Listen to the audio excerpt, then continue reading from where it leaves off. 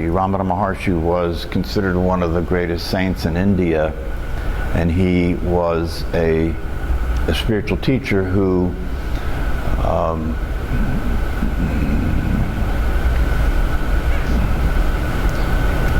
taught that the recognition and the realization of self, of who we actually are, is readily available. And he taught a direct approach to self-realization, which he called self-inquiry. And he was one of the teachers that brought the teaching of the direct approach of self-inquiry back into relevance, back into existence. It was something that existed prior, but it was only taught to very experienced monks, and it was considered a very esoteric teaching and a very high teaching. But he brought the idea of the direct approach to self-realization back into focus. And so that statement was a statement that was attributed to him, and the statement points out a very important thing. And what it points to is that there is a presupposed non-existent self. A presupposed non-existent self. So in other words, he's saying that most people have concluded and assumed and believe that they are who they think they are. That's a presupposition. You know, it's not something. It's presupposed, right? Suppose. You know, the word suppose. You know, suppose. It's presupposed. You suppose. People suppose that they are who they think they are. That they're their body. That they are the thinker of their thoughts. They're the doer of their deeds. They're the person on their driver's license. They're the person that their family knows them to be. There are all the ideas that people have in their mind about who they are is that presupposition, a presupposed. Now, so then what he goes on to say, because that statement is actually a teaching in and of itself, if you break it down. There is this presupposition, and we could say that you and I are this presupposition, you know, that you have been living your life as this character that you consider yourself to be. That's it, right? So a presupposed, and then it gets into something that's interesting, a presupposed non-existent self. So now it's saying that character that you consider yourself to be doesn't exist. And that's really the teaching. I mean, in that book, that's the bottom line. That's what I am pointing at all the time, that this is a presupposition, this is a belief, this is a mistake in terms of considering that to be what you are. And it's not to say that there is nothing there. Obviously there's something there. Obviously there is, you are being this character that you consider yourself to be. It's not that there's nothing there. But what the statement is saying is that for you to consider that to be who you are or what you are, and for you to consider that to be all that you are, is a mistake. And that's where we get into the idea that it's a presupposed non-existent self. It's an idea, but there is no actual you, this psychological character that you consider yourself to be. There is no actual reality about that. You could even say that, and it has been said by other teachers, that this presupposed non-existent self actually does exist in the sense that you are aware. There is awareness there that this presupposed non-existent self has, but the awareness that it has is the awareness that is the awareness of the actual true self. It is not that this personality that you are has its own awareness. This is why it's said that it doesn't actually exist. It says that it doesn't actually exist because we live as though it does exist. You live as though the person that you consider yourself to be, that has your name, that does what it does and thinks what it thinks, is true, is you, is the only reality of you, and that it has its own separate individual awareness. So the idea that it's non-existent is that idea that it exists in and of itself, and that it has its own separate awareness, and that it is you, it is the only you. That's not true. So a presupposed non-existent self seeks salvation.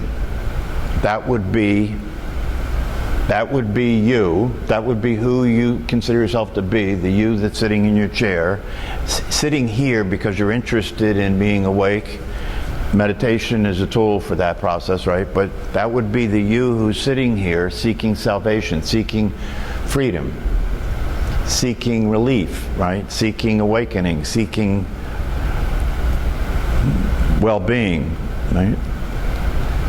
You would be that presupposed non-existent self, seeking salvation for you.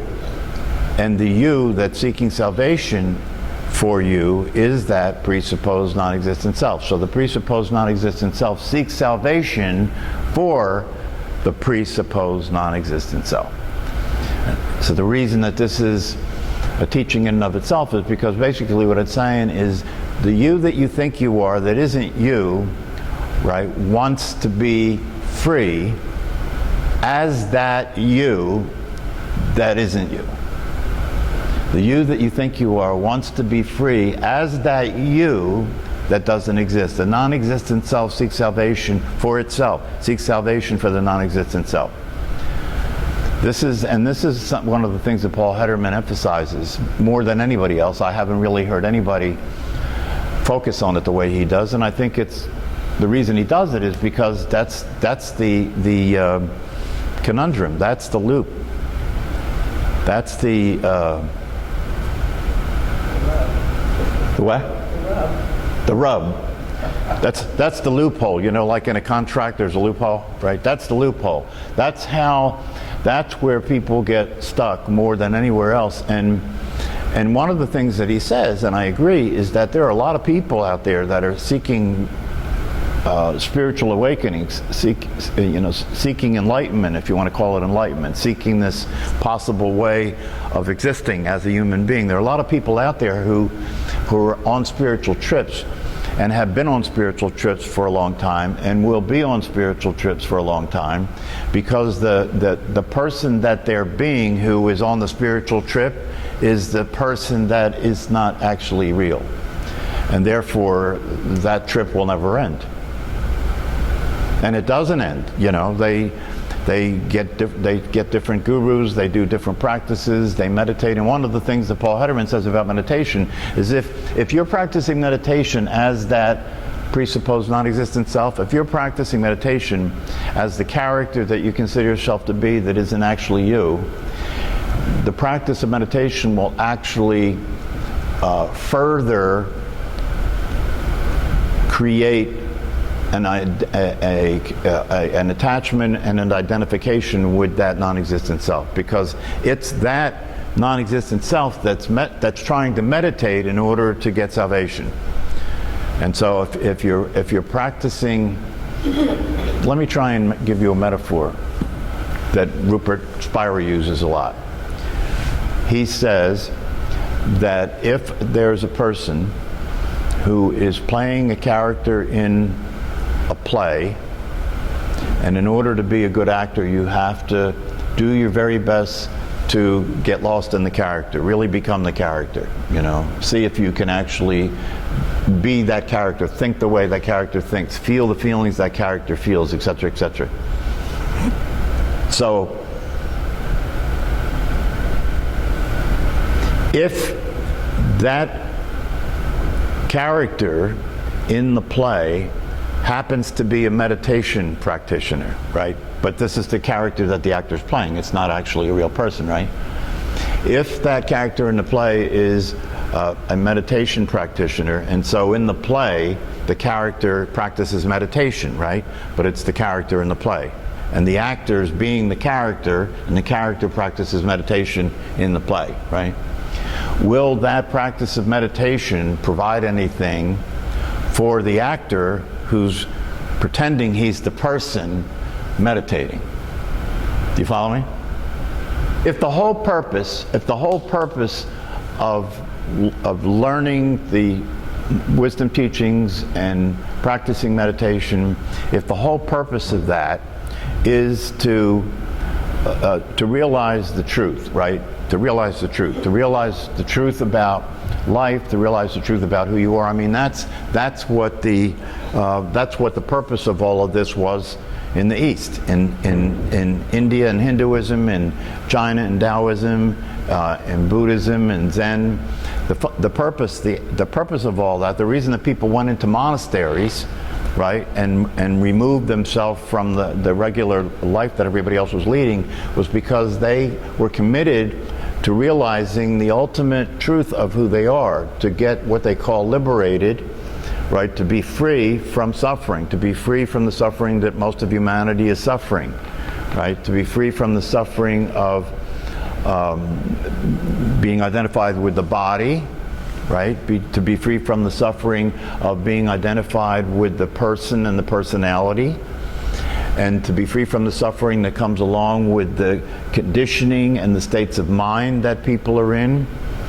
Why? Because the suffering that occurs when you identify with the body has to do with the fact that the body's constantly changing, right? The body's constantly changing, and over time it will get old and die. So if you're identified with that, right, then you will begin to suffer as time passes, sooner or later, right? Either because something happens to the body and it gets sick, you suffer from that, or as time passes, you look in the mirror and notice, the body's getting old and you're on the way out. That's suffering. So that's one form of suffering. Another form of suffering is that if you consider yourself to be a person, right, and then you consider yourself to be the thinker of your thoughts, right, and the thoughts that you think, many of the thoughts that you think are negative thoughts. They are anxious thoughts, they're depressing thoughts, they're negative thoughts about you, they're negative thoughts about life. And so you have this voice in your head that you're living with all the time, right, that causes you a lot of distress, right? In other words, the way you're thinking, to talk about it in another way, to say that the way you're thinking causes you a lot of problems because your thinking is dysfunctional. You're thinking in a disturbed way. You're thinking as a depressed person thinking. You're thinking as an anxious person thinking. And therefore you're suffering, you're unhappy. One of the things that we practice being aware of through meditation is that you're not thinking, that thoughts arise in your mind, right? And you're aware of thoughts, but they're not actually coming from you. Just that one realization gives you the opportunity to start to get some peace, to start to get some space in relationship to thinking. But all of these things, and then the emotions that arise, right, which you don't have any control over, right? Emotions that arise, fear comes, you didn't ask it to come, anger comes, you didn't cause it to come, these things just happen. And it's happening in your body. And these emotions are affecting the thoughts that you're having. And these emotions are causing you to be uncomfortable. These emotions cause you to lose sleep. These emotions cause you to behave in negative ways that cause problems for you. And these emotions cause stress, which causes problems with your physical body. So the emotions are inconsistent and unreliable. The thoughts are inconsistent and unreliable. And this is the life that you're experiencing, which is not a satisfying existence. And so you could say, realistically speaking, you could say that most human beings are coping. They're coping, right? They're getting along. They're doing their best to get through it all, right? That's why I often say that, when you look at the common ways that people relate to life and time and the way they talk about everything to one another, it's usually more complaining than anything else. And they look at everything in terms of looking forward, right? Looking forward. Monday is not as good as Friday, right? The end of the day is better than the beginning of the day. Look forward to retirement, look forward to Christmas, look forward to the weekend, right? We're all living in this state of mind in which we're trying to manage what's going on in a way where we can escape from the anxiety and the dissatisfaction. And you could really boil that down to say that if you really paid attention to your moment-to-moment experience, you will notice that in the course of your day, that there are many, many moments, maybe more moments than anything else, where you're in conflict with what's going on. You don't like when you're in traffic in your car. You don't like when you're meditating and you're putting up with the racing thoughts. You don't like when you're around people and they're in your way. You don't like when you're around your family and they're being crazy. You don't like, so if you start to pay attention, you notice that mostly your experience of yourself in your life is dissatisfaction and conflict. You're at odds with a lot of what's going on a lot of the time, and that causes suffering. And so one of the things that they teach in the Eastern teachings and part of the practice of meditation is to learn to pay attention so you can be aware of what's actually going on and come to the realization that it's possible for you to not suffer. And the way you would not suffer is that you would stop resisting reality. You would stop being in conflict with the way things are. You would let go and allow things to be the way they are and accept life on life's terms. Accept that life is sometimes pleasurable and sometimes it's uncomfortable. Sometimes it rains, sometimes the sun shines. And when you come to that acceptance, whether you do it by letting go of the idea you have of who you are, or whether you just do it because you see that it makes sense to do that and you actively practice accepting what you resist, you start to discover that you can be more at ease. You're less stressed, you're more comfortable, you may even start to enjoy yourself. And the self that you start to enjoy would be the awareness that you are, which is the actual truth, which is what you actually are. And that is what is meant when we say that the presupposed non-existent self, that presupposed non-existent self is an idea that you have, a concept that you have about who you are. It's not the awareness itself. I often say that proof of what I'm saying about that is somebody could have a head injury and lose their memory, so they would have no memory, they would have total amnesia, and they wouldn't know who they are. That happens, it actually happens, right? And if it's the case that you could have a head injury and not know who you are, it must be true that the only way you do know who you are is you learned it and you remember it. It must be true that that's the case. Therefore, how real can what you think you are be if you couldn't remember it and you wouldn't be that anymore? How real? You see, if it was real, it couldn't go out of existence because it's real. And if somebody loses their memory, they're still aware, they're still here, they just don't know who they are. So must it not be true that the you that's still here must be the actual self? Because it's still here. And must it not be true that if that self wasn't here, if that awareness wasn't here, you wouldn't be here? Right? If you weren't aware right now, you wouldn't be here. Well, then that must be you. That's not that hard to get, I don't think. That's not hard to get. And if that's you, but if that's not the you that you're being, if that's not the you you know yourself to be, if that's not the experience you're having of who you are, then the experience you're having of who you are, rather than that, is the you that you learned that you are, And that you is the you that is insecure, is inconsistent, is unreliable, is the you that has the fear, is the you that has the doubts. It's the you that's very limited in many ways. And that's the you that almost everybody is being. And that explains the mess we're in, right? That explains the mess we're in. Because if that's the you think you are, and that you is fear-based, and that you is insecure, and that you feels that it's separate from the rest of humanity, and that you is trying to survive every day, to get through it all, to cope with it all, and then what happens is that you are living in an existence that is got to deal with all the other yous. Right? And there's only so much food, and there's only so much water, and there's only so much money, and there's only so, and there's only, not everybody can be president, not everybody can be the leader, not everybody can be in control of what's going on all the time. So now you got competition. And you learn that early on, don't you, when you go to school? Right? You go to school, and that's when you come in contact with the social world. You go to school, and now you're there, and you're not just the one child that has the parents giving you all the attention, or the one of few children that the parents are giving all the attention. Now you go to school, and you have a whole group of other kids that you're dealing with. Some of them are taller than you. Some of them are smarter than you. Some of them are whatever, right? Parents have more money than you, so they have better clothes on than you have. And then all the stuff starts to happen, you know,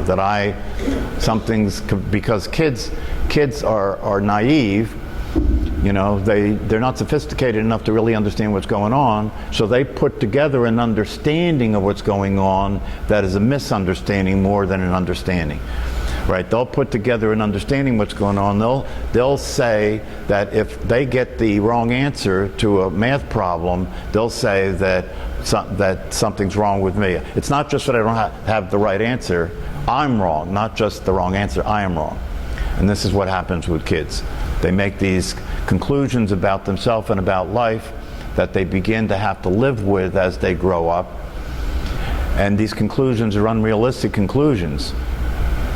And so part of the problem that we have in the world is we don't educate our kids about how to know yourself, how to accept yourself, how to love yourself unconditionally.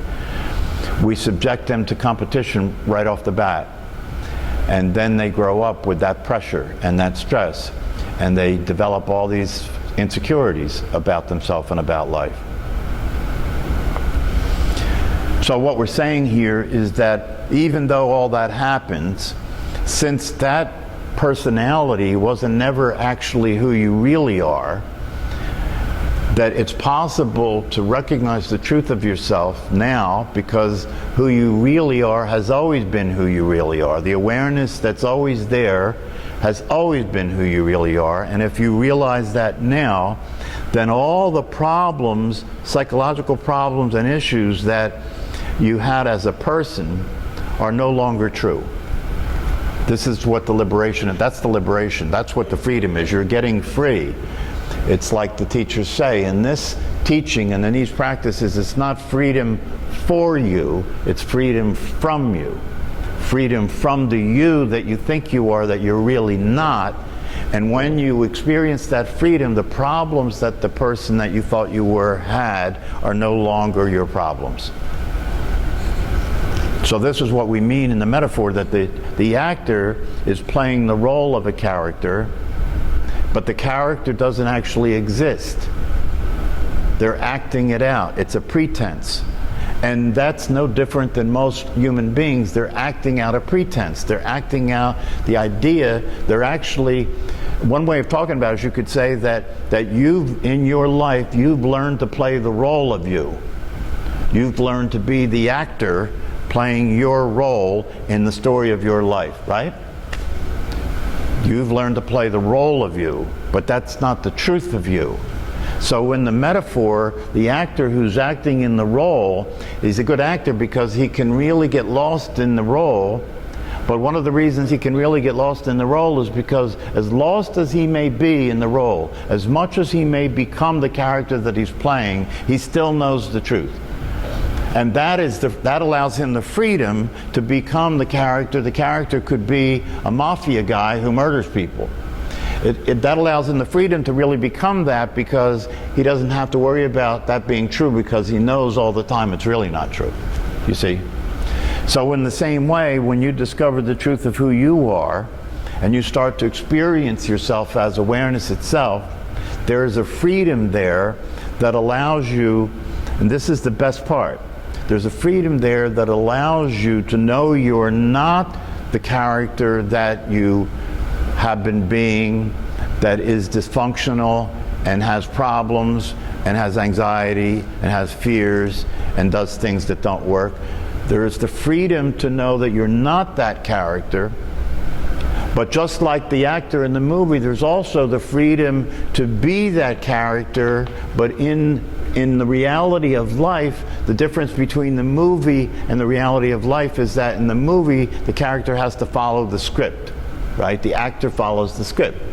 In your life, if you wake up and become free, you're free not only to be the character, but you're free to be the script creator and the director. So the freedom is now, I am not what I thought I was, but I still have to see, and this is the other thing, I am not what I thought I was, but I still have to be that, I still have to travel in that body, right? That body is not going to change, right? And I still have to travel in the world, and I still have to be a person in relationship to other people. I can't just become awareness, right? I can't just transcend this whole thing. No, I still have to be here, but now there's a freedom I didn't have.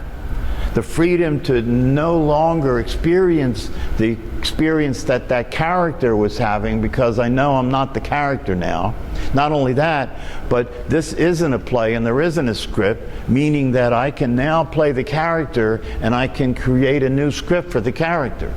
I can start being different than the character, because the character may be run by a lot of anxiety and fear and compulsions and addictions and patterns of behavior, right? The character may be being run by that. But the true self, the awareness itself, is not run by any of that, and therefore it has the freedom to start to come into the character, start to express itself through the character. And the character can now become transformed. The character can now change in very dramatic ways, because it's not just the character now. The character is a vehicle that the awareness is expressing itself through. And so then what happens if that happens? The character becomes a lot more relaxed. The character discovers their ability to express the love that they want to express. The character discovers their ability to face the challenges of life without being afraid.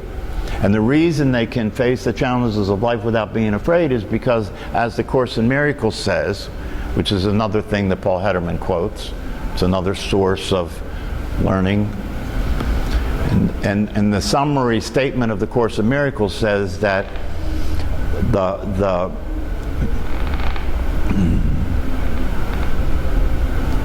truth of what is real, it says what is real cannot be threatened, and what is unreal doesn't exist.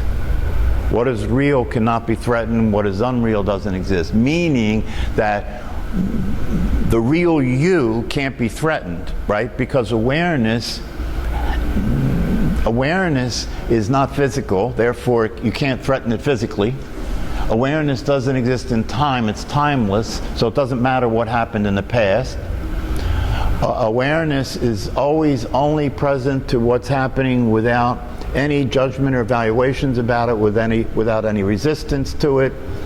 And therefore awareness is always fulfilled. Awareness is always satisfied. It's not trying to do anything. It's not trying to get anywhere. It's just naturally happy.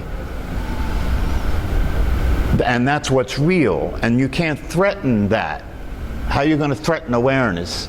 It's like the sky. Can you threaten the sky with rain? You know? Does the sky get upset because it's not sunny? No. And awareness is just like that. It's not affected by anything that happens in it. It's like space, right? The space in this room is not resisting the fact that you're here, is it? No, it's not. It lets everything be in the room the way it is, right? And yet the space in this room, if I were to ask you to tell me what's here, that's probably the one thing you wouldn't mention, right? You would look at everything that's in the room, but not the space. The same thing is true about yourself. We pay attention to everything but the truth. We pay attention to everything but the awareness itself, even though that's always there, yes? It's always there, but that's not what we're paying attention to. We're paying attention to what we think, how we feel, and what we believe is true as we look out to the world. So that saying from the Course in Miracles, it's what is real cannot be threatened, what is unreal doesn't exist. And so if what is real is the awareness that you are, and what is unreal is who you think you are, and that doesn't exist. So so now there's no problem. Now there's no problem. And the third line in that is what is real cannot be threatened, what is unreal does not exist, and therein lies the peace. Therein lies the peace that is beyond understanding. So that's the deal. That's what the attraction is, in terms of why this should be so important to you. To discover the obvious, as I said in my first book. You should be very interested in discovering the obvious. What's obvious? That you're here, is it not? Is there anything more obvious than the fact that you're here? Even though it's that obvious, that's the last thing you're paying attention to. That's the last thing that people pay attention to. And because it's the last thing they pay attention to, they do what Paul Hederman says. They seek salvation for who they think they are. Because, as far as I can tell, you and I already are that, are we not?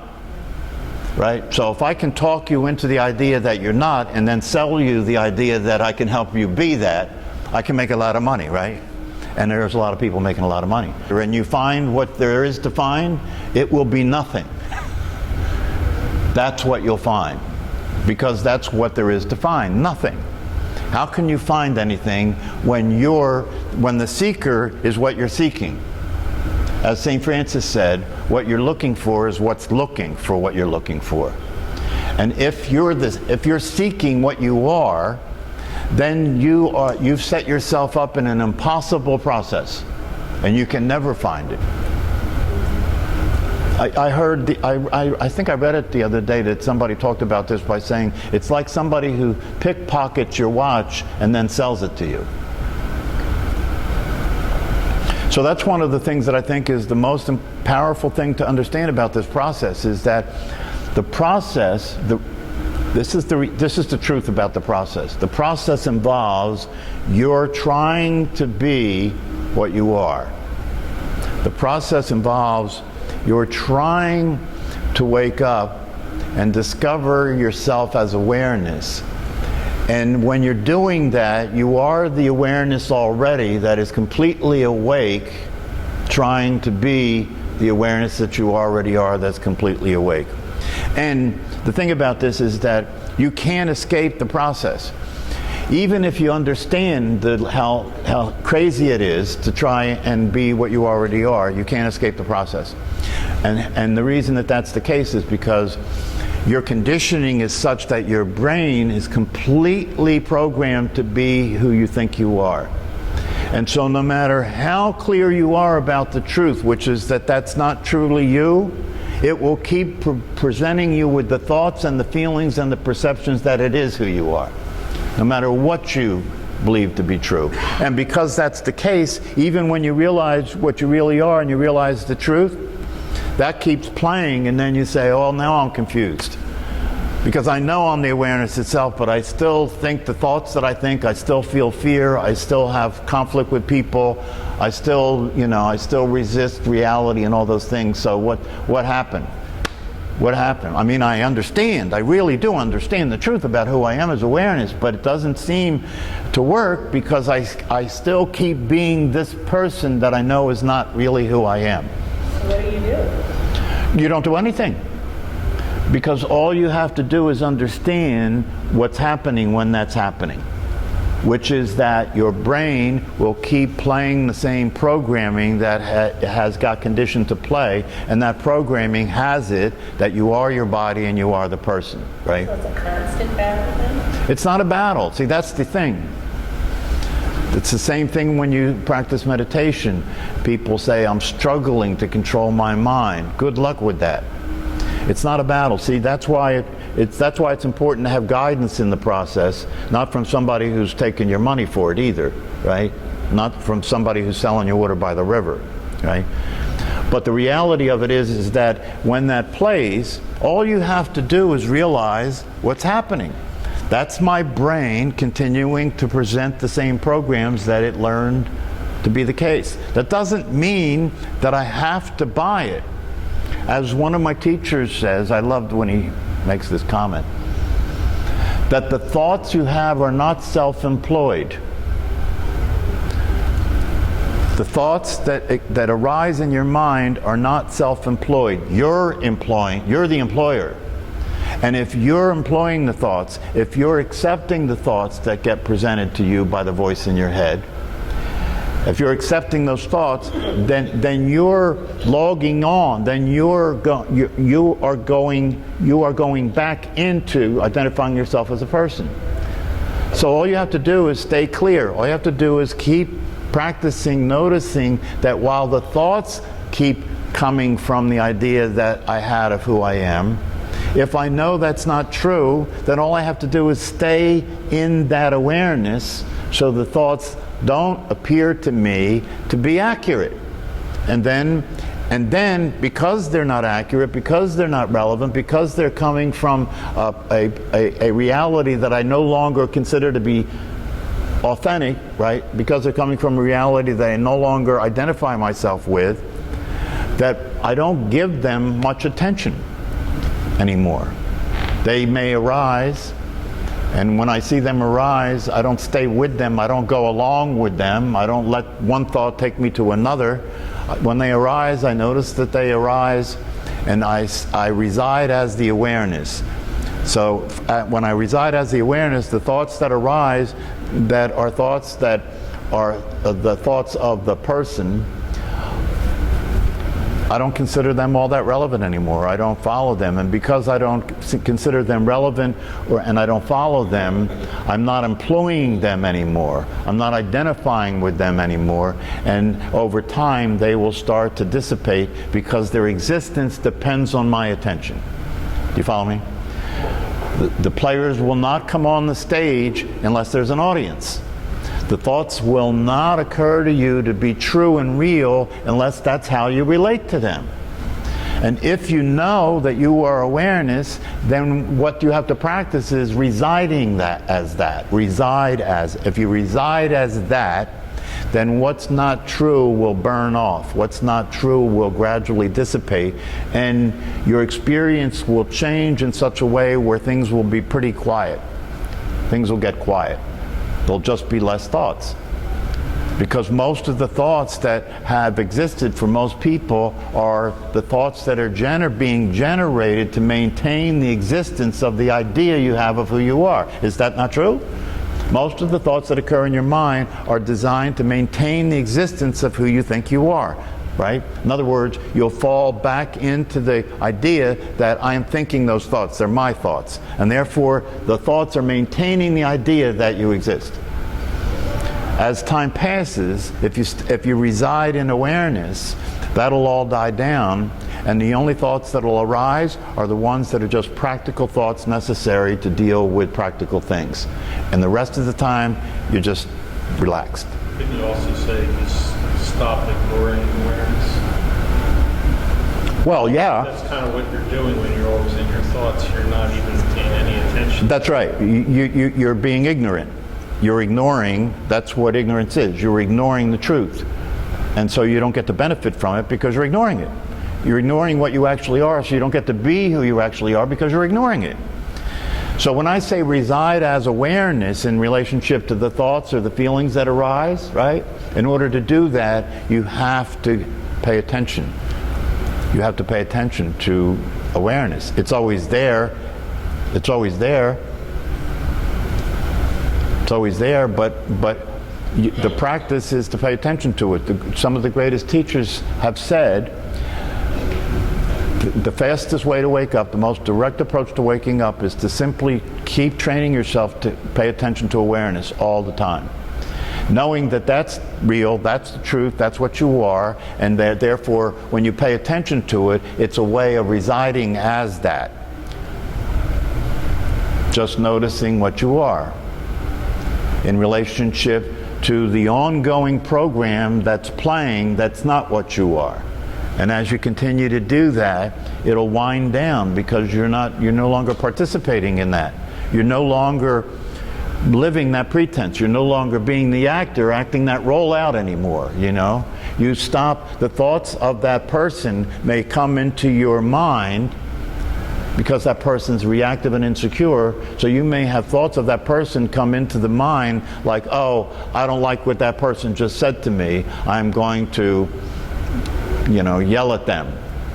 But now, because you're residing as awareness, right, you're no longer identifying yourself as that person, you don't have to do that anymore. So you don't say that. And you discover not saying that was much better than saying it. So this is you know, one of the things the teachers say is if you catch on to the reality of this, if you get the truth of this, if you use meditation to practice being aware of the truth, the way you'll know you're doing that is it begins to bear fruit. You begin to feel better. You begin to be more relieved. You begin to experience more peace. You begin to be more effective in the way that you're dealing with your life. You stop being stupid. You stop doing things that don't work because now you're awake and you can see they don't work. You don't just do them because that's your personality, you see. And then you don't have to come see me. I'm a psychologist, so people come see me because they're crazy. And so one of the things that I do here is I really give you a free pass. Do you know what I mean? If you follow what I'm telling you, you know, you don't have to come see me, or if you do come see me, it won't be something that has to go on for decades. You know what I mean? You have the benefit of knowing the truth of yourself, which can act as a context within which to deal with the personality. So you're freer to deal with the personality. It's not who you're being anymore. And so there's more freedom to deal with it, to see what it's doing, and to start to change the script. But if you go out there and you start to preach to people about the truth, you know, they'll tell you to please stop bothering them. Because the truth, in the general population, the truth is not popular. That's why if you're going to be a politician, that's the last thing you want to do is tell the truth. Nobody will vote for you. They want to hear the good lie, right? I'm going to make it better. All right, we got to go. See you. Thank you.